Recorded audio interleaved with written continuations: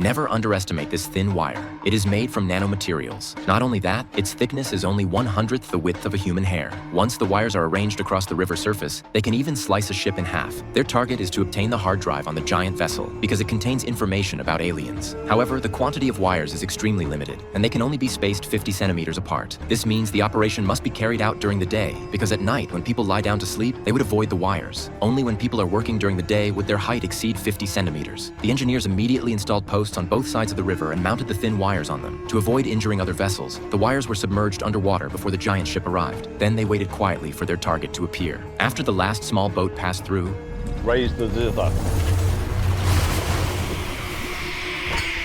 the deadly wires slowly rose. A net of death had been spread across the water surface where nothing appeared to exist. At that moment, the giant vessel finally appeared on the horizon. The captain was cautiously observing the water surface, but neither the radar nor his eyes detected anything unusual. He was completely unaware that danger was silently approaching. Soon, the giant ship entered the wire zone. At first, everything seemed normal. However, as the vessel slowly advanced, the hull began making strange noises and sparks. This made one crew member feel very uneasy, but he couldn't see the wires at all. Even when he saw all the life preservers being sliced through, they had no idea what was happening. It wasn't until their bodies were being cut that everyone realized something was wrong, but it was already too late. This terrifying scene startled the professor. Even though the giant ship was sliced into countless pieces due to inertia, it still maintained its shape and continued moving forward. In the deepest room of the vessel, an expert was guarding the hard drive. When the wire passed through his body, he felt no pain whatsoever. It wasn't until the expert heard strange noises coming from the hard drive that he looked down at his own body.